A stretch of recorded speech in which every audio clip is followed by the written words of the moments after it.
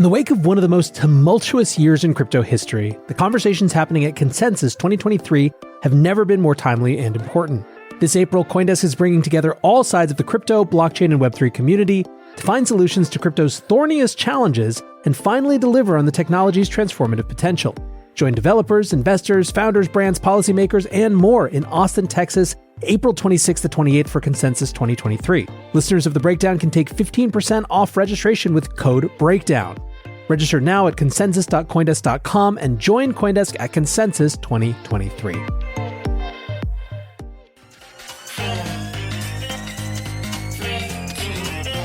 Welcome back to The Breakdown with me, NLW. It's a daily podcast on macro, Bitcoin, and the big picture power shifts remaking our world. The Breakdown is produced and distributed by CoinDesk. What's going on, guys? It is Tuesday, April 11th, and today we are talking about why Bitcoin is just an absolute narrative bulldozer right now as we hit 30K for the first time since last year. Before we get into that, if you are enjoying The Breakdown, please go subscribe to it, give it a rating, give it a review, or if you want to dive deeper into the conversation, come join us on the Breakers Discord. You can find a link in the show notes or go to bit.ly/breakdownpod. All right, friends, lots of fun things to talk about today. We hit $30,000 Bitcoin for the first time since June of last year. We're going to discuss what narratives are driving that and why it is such a distinctly Bitcoin rally. Before that, for those who missed it or haven't heard the show yet, I made a big announcement earlier today. In short, we are launching the Breakdown Network. It's an entire network of podcasts and other content dedicated to these big picture power shifts that are at the heart of the breakdown. The first spin-off show in the series is going to be Bitcoin Builders, a show about this Cambrian explosion of incredible creativity and energy and excitement that is flooding into Bitcoin and Lightning right now. You can hear all about that announcement and the new show if you go listen to the previous episode. And the only detail that I'll remind you of is that as part of this announcement, this awesome partnership with CoinDesk will be coming to an end. So after April 23rd, to keep listening to The Breakdown, you will have to subscribe to the Breakdown only feed. But for now, there is much more news to cover. Today, we are talking price, but it's not just a boring old price show. Like I said, we're talking about the narrative steamroller behind Bitcoin right now. It is chewing up and spitting out pretenders to the narrative throne, and I'd be lying if I said it wasn't beautiful to see. So for the news, last night, Bitcoin reached a price of $30,000 for the first time since June of last year. That milestone came on the back of another scorching hot day of trading that saw the price rise by more than 6%.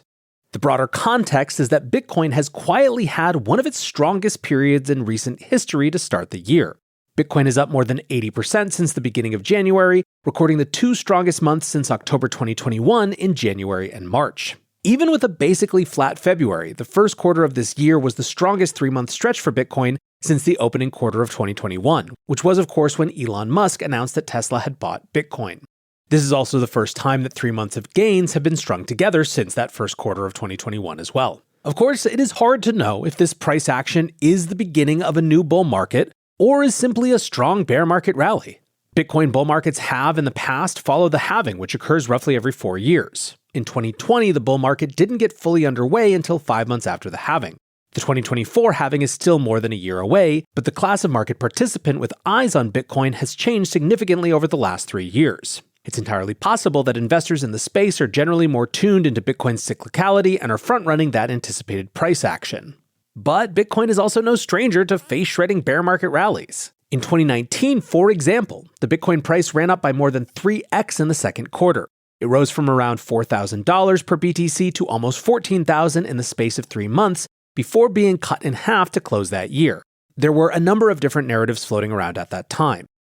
Some were talking about hyper-Bitcoinization. Some were talking about Facebook's Libra, which was putting the larger Web3 conversation on the political map. Then again, behind the scenes, there was a gigantic Ponzi scheme called Plus Token that was driving demand in China and South Korea. The scheme collapsed in June of that year with the arrest of 6 Chinese nationals, coincident with the collapse in Bitcoin's price. Now, of course, the point here is 2 things. The first is the capacity for bear markets to see pretty significant rallies. And the second, that there's always some combination of narrative and market structure behind whatever's going on. Now, with that in mind, what are the possible drivers of this rally? Well, one possibility is, of course, the macro. The biggest of all macro drivers right now is that the Fed is quickly arriving at the end of its tightening cycle as government bond yields and in some cases financial infrastructure seems to be on the verge of collapse. Richard Miko, the US CEO and chief legal officer at Banksa, a payments and compliance provider for crypto firms, said, "It's clear that the market is pricing a slowdown in growth and in turn a loosening of monetary policy by the Federal Reserve over the course of 2023. For evidence of this, just look at the bond market." What does he mean? Well, US Treasuries have indeed priced in monetary loosening, with the yield on a 2-year note recently falling below 4% from a peak above 5% in early March. The next FOMC meeting is now just 3 weeks away, and markets are pricing in a 25 basis point hike at a 71% probability, bringing the Fed funds rate to a range of 5 to 5.25%. Looking ahead, it's anticipated that the Fed is almost certain to pause there, with a strong chance of a pivot to cutting rates being priced in for the September Fed meeting. If Fed policy plays out as markets predict, then higher for longer is dead and we'll see multiple rate cuts by the end of the year. The other strong narrative for Bitcoin has been the banking crisis. Although bank runs have slowed into bank walks, there is still a steady stream of deposit outflows. In early March, we saw the narrative of deposits moving up the food chain of counterparty risk. Customers were moving their deposits away from less important regional banks into too-big-to-fail megabanks. In that context, some are taking another look at Bitcoin's value as a self-custodial asset with minimized counterparty risk. Certainly, mainstream media outlets have been more than happy to talk about it as such. Then, as we covered on yesterday's show, there are geopolitical tensions that are high and rising. The theme of de-dollarization, while certainly questionable on the evidence, is resonating with many people both in the US and around the globe. Bitcoin has notably decoupled from its correlation with US equities, perhaps indicating that it is now being viewed as a viable safe haven asset alongside gold. Bob Rass, co-founder of Sologenic, a blockchain-powered network for tokenized securities, said, "While the 2020 to 2021 period was perceived as Bitcoin's breakthrough moment, the present time truly marks its ascendance onto the global stage as a formidable asset. Amidst heightened geopolitical instability, faltering banking systems, and mounting concerns surrounding reserve currencies, Bitcoin has emerged as the reliable refuge that many had anticipated. This crucial juncture signifies a pivotal advancement for the digital asset sector." Now, one thing this rally isn't being driven by, at least not this most recent leg, is Binance buying. As we mentioned last week, Binance had been rapidly selling off BUSD held as part of an industry support fund and converting it into Bitcoin, Ethereum, and BNB. Many believe that these purchases, and CZ talking about these purchases, were part of the way that the March rally got started. However, it appears that this crypto buying is almost done, with just 16 million in BUSD remaining in the exchange wallet known as Binance 14, which is down from 96 million last week. Now, refocusing back on the market structure factors, two quirks of this Bitcoin rally really stand out. For the first time in a long while, we're seeing a Bitcoin-led rally across crypto markets. In comparison to Bitcoin's 80% gain this year, Ethereum has only managed a 60% increase.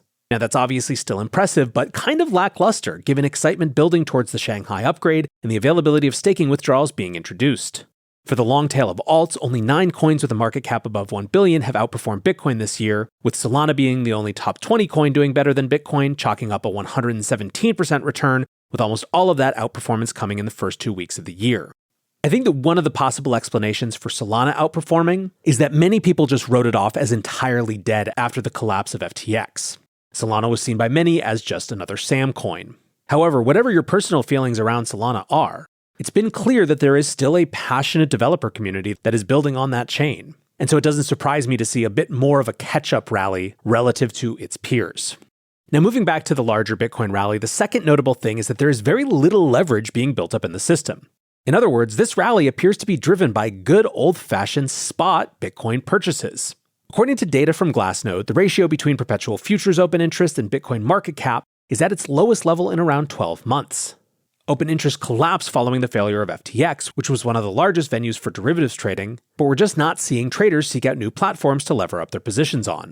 In a report from last week, Blockware Solutions suggested that this lack of open interest could also reflect a low appetite for risk in the market. The report said, "BTC has essentially traded sideways for the past 3 weeks, yet we haven't seen a buildup in open interest. This is a signal that the market is still in a risk-off mode."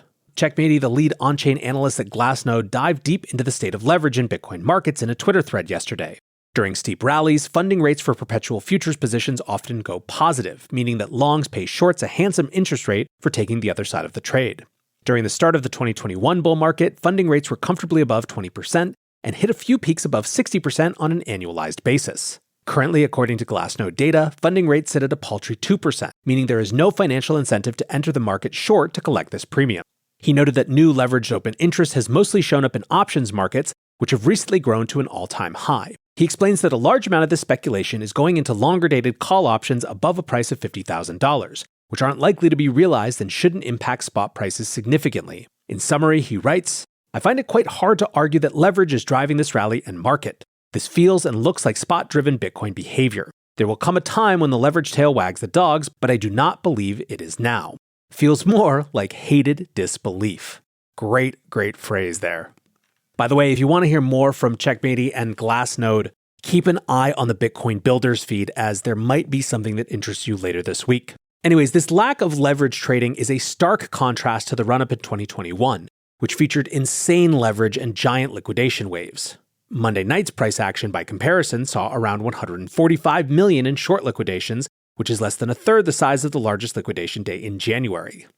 Still, for me, there is another piece of this that I think is interesting from a narrative perspective, and the TLDR is that there have been a number of quote-unquote crypto events that are sort of architected for hype, but which have been fairly aggressively and flatly rejected by the community as irrelevant. Take, for example, the buzzword salad that is CryptoGPT. This week's nominally big fundraising announcement was for a new project called CryptoGPT, which managed to raise $10 million on a $250 million valuation.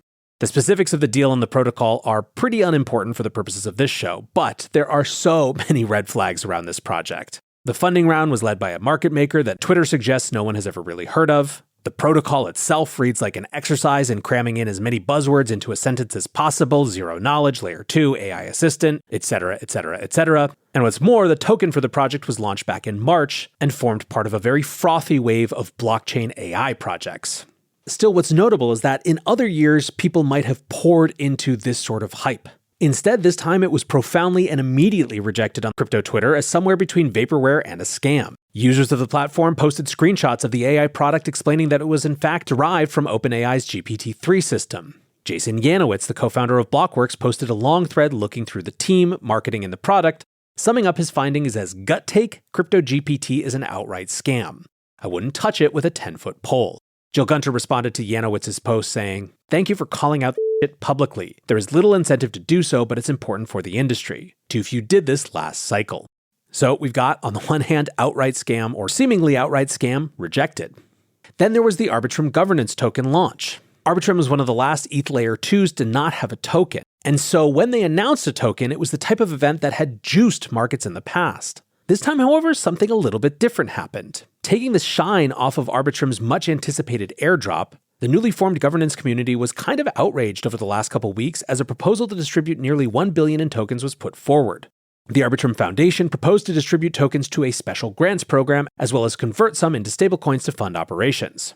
New token holders looked set to reject the proposal in an overwhelming DAO vote, which led to a real mask-off moment where the foundation stated that the vote was merely a, quote, ratification of decisions already made. The foundation held enough tokens in treasury to push through any desired outcome and appeared to be treating a positive result as inevitable. Prior to the vote, around 80 million worth of tokens had been loaned to a, quote, sophisticated actor in the financial market space, referring to market maker Wintermute, as well as around 20 million worth of tokens being sold for stablecoins to pay operating expenses, again, all without a DAO vote. At the core of the controversy is that this entire DAO structure and airdrop appears to just be decentralization theater. The community was irate at being treated as a rubber stamp for unaccountable spending. One anonymous DAO member told CoinDesk, "We're talking about $1 billion to start. Having seen other governance examples where large treasuries got basically drained for community pet projects, this is pretty concerning." Another said, "Newsflash, governance is hard, but that doesn't mean you should circumvent due process. Elections are annoying, but democratic nations at least pretend to do them for a reason." All of this uproar eventually led to the Arbitrum Foundation deciding to take another approach, scuttling the vote before its scheduled conclusion and setting out a plan to break the proposal up into smaller chunks for individual votes. Pseudonymous crypto personality Chainlink God said the foundation was, quote, listening to the community and incorporating our feedback. It's a good move in the right direction, in my opinion. The foundation also committed to not putting its thumb on the scale and using its tokens to push through proposals. It said in a blog post, quote, "The objective in setting up the Arbitrum DAO was to lead by example to create the most decentralized rollup, and despite this blunder of communication, we will continue to aggressively pursue this goal."